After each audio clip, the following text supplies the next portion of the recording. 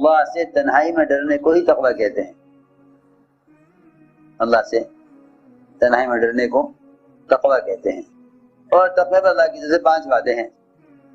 سب سے پہلا وعدہ یہ ہے کہ جو تقویٰ اختیار کرے گا ہم اس کو ہر پریشانی سے نکال لیں گے. لوگ گناہوں میں اس میں مبتلا ہو جاتے ہیں کہ ہم بچ نہیں سکتے، ہم گناہ سے بچ نہیں سکتے. اللہ رب العزت اپنے بندوں پر ظلم کرنے والے نہیں ہیں کہ کوئی گناہ سے بچنا چاہے اللہ اس کو نہ بچانے، یہ نہیں ہو سکتا. جو تقویٰ اختیار کرے گا ہم اس کو گناہ سے بچا کر نکال لیں گے. من یتق اللہ یجعل لہ مخرجا، پہلا وعدہ ہے کہ ہم تقویٰ اختیار کرنے والے کو گناہ سے بچا کر نکالیں گے. دوسرا وعدہ یہ ہے کہ ہم اس کو رزق ایسی جگہ سے دیں گے جہاں اس کا گمان خیال نہیں پہنچے گا. ہم اس کو وہاں سے رزق دیں گے. صحابہ کو جو اللہ نے رزق دیا ہے 2 راستوں سے دیا ہے، ایک عقل کے خلاف، ایک گمان کے خلاف. ایک عقل کے خلاف، ایک گمان کے خلاف. گمان کے خلاف، گمان کے خلاف کہ بعض صحابہ کے باغات سال میں 2 مرتبہ پھل دیا کرتے تھے. گمان کے خلاف یہ ہے اسباب سے ملنا مگر گمان کے خلاف. ایک کے خلاف عقل، صحابی پیشاب کریں اور چوہا اشرفیاں لے کر آئے. صحابی پیشاب کر رہے ہیں، چوہا اشرفیاں لا رہا، 17 اشرفیاں چوہے نے لا کر دی. پھر تھیلی بھی لے آیا. ہم سمجھتے ہیں کہ دنیا کوئی ایسی بڑی چیز ہے کہ جو نماز کے بغیر نہیں ملے گی. حالانکہ اللہ کے یہاں دنیا ایسی حقیر ہے کہ مسلمان کو پیشاب کرتے ہوئے دے دیں. صحابی نماز میں نہیں تھے کہ چوہا اشرفی لے آیا، بلکہ پیشاب کر رہے تھے. لیکن بات یہ ہے کہ جنہیں اللہ رب العزت تقوی کے راستے سے دیتے ہیں ان میں تقوی اور زیادہ آتا ہے. وہ اشرفیاں لے کر آپ کے پاس پہنچے. عرض کیا گیا رسول اللہ چوہے نے لا کر دی ہیں، اس مال کے کیا ہوگا، کیا حکم اس کے بارے میں؟ آپ نے فرمایا کہ جب چوہا لے کر آ رہا تھا سوراخ میں سے تم نے ہاتھ داخل کیا سوراخ میں کہ نہیں؟ میں تو بیٹھا رہا، چوہا لاتا رہا. فرمایا تو اللہ نے رزق دیا ہے، کھاؤ. اگر تمہارا ہاتھ لگتا ہے اس میں تو پھر تحقیق ہوتی کہ مال کس کا ہے. یہ بات ہے. تو ایک وعدہ یہ ہے کہ جو آدمی تقوی اختیار کرتا ہے، تقوی بھی کیا، سب سے زیادہ برکتوں کا راستہ یہ ہے کہ آدمی اپنے آپ کو سوال سے بچا لے. اس سے زیادہ برکات کا کوئی ذریعہ نہیں ہے. کیونکہ اللہ سے لینے کے 2 راستے ہیں، ایک سوال سے بچنا اور دوسرا خرچ کرنا. ایک دوسرے پوچھا گیا کہ آپ کی آمدنی کا کیا ذریعہ ہے، آپ کی آمدنی کا کیا ذریعہ ہے؟ فرمایا کہ آمدنی کا ذریعہ تو بہت آسان ہے کہ میری آمدنی کا ذریعہ خرچ کرنا ہے.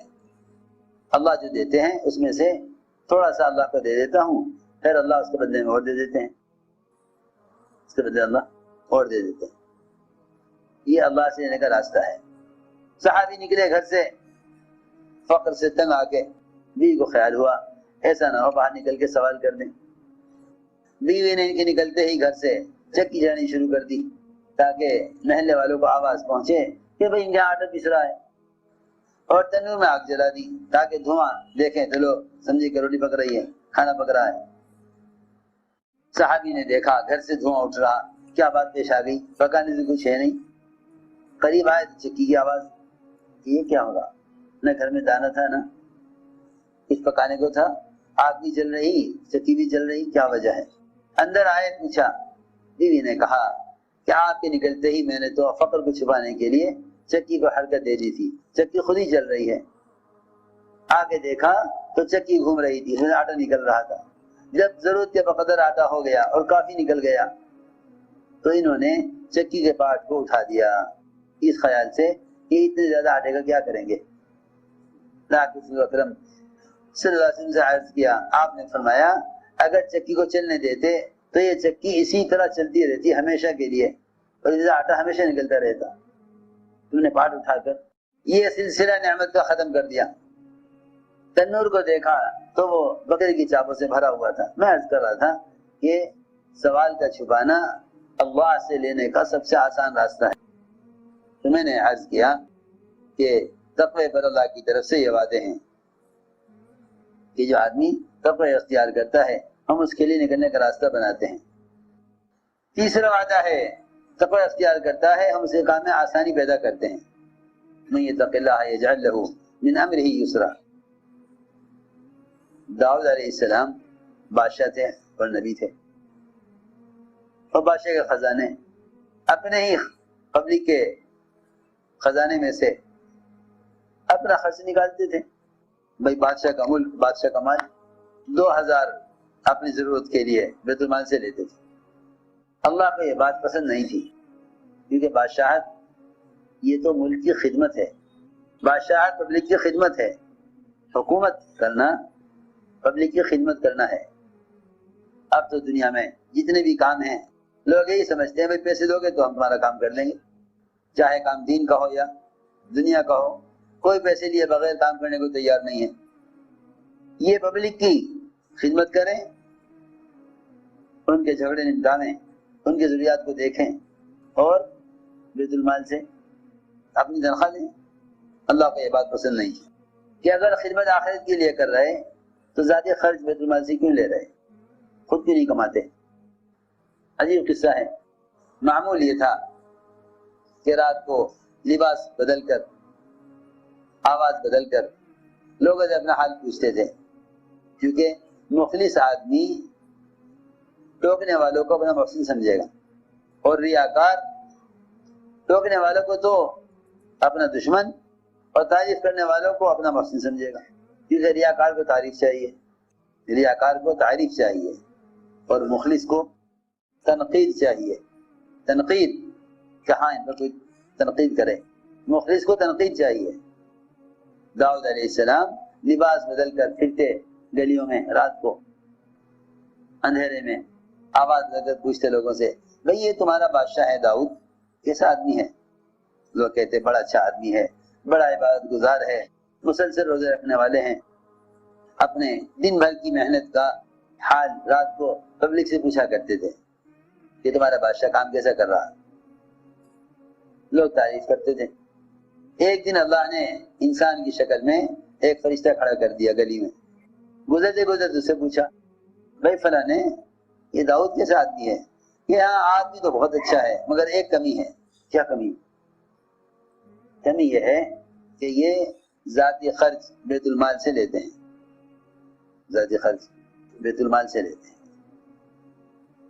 میں سمجھا بھی عرض کر رہا من یتق اللہ یجعل لہ من امرہ یسرا، کہ اللہ متقی کام میں آسانی پیدا کرتے ہیں.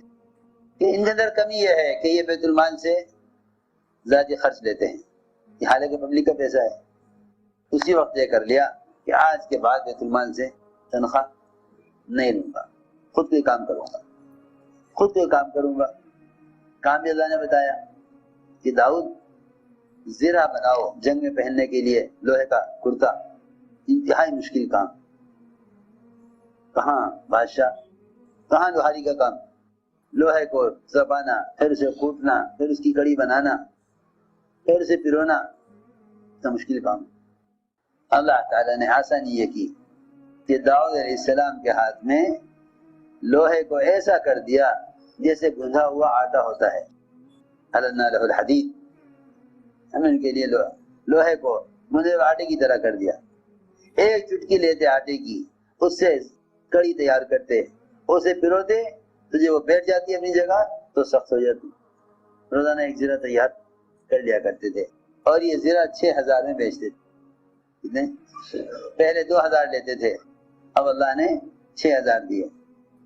یہ میں عرض کر رہا تھا کہ جتنا کوئی اختیار کرتا ہے اللہ اس کے لیے اسے کام میں آسانی پیدا کر دیتے. من یتق اللہ یجعل لہ من امرہ یسرا. ایک وعدہ یہ ہے جو اپنے لائن کو حرام سے حلال کی طرف پھیر لیتے ہیں اللہ تعالیٰ ان کی پچھلی معاف کر دیتے ہیں. اور آگے فرمایا وَيُعْظِمْ لَهُ أَجْرًا، اور اس کے اجر کو بڑھا دیتے ہیں. یہ 5 وعدے ہیں تقوی پر، 5 وعدے ہیں تقوی پر. اس لیے میرے دوستو عزیزوں، اپنے اللہ کے درمیان کے معاملے کو درست کر لو، اللہ تمہارے مخلوق کے درمیان کے معاملات کو درست کر دیں. جتنے بھی فتنے اور حالات پیش آتے ہیں مسلمانوں کے آپس میں، اس کی بڑی وجہ اللہ کے اپنے درمیان کے تعلقات کو خراب کرنا ہوتا ہے. اسی لیے فرمایا کہ جو اپنے اللہ کے درمیان کے معاملات کو درست کر لے اللہ اس کے مخلوق کے درمیان کے معاملات کو درست فرما دیتے ہیں۔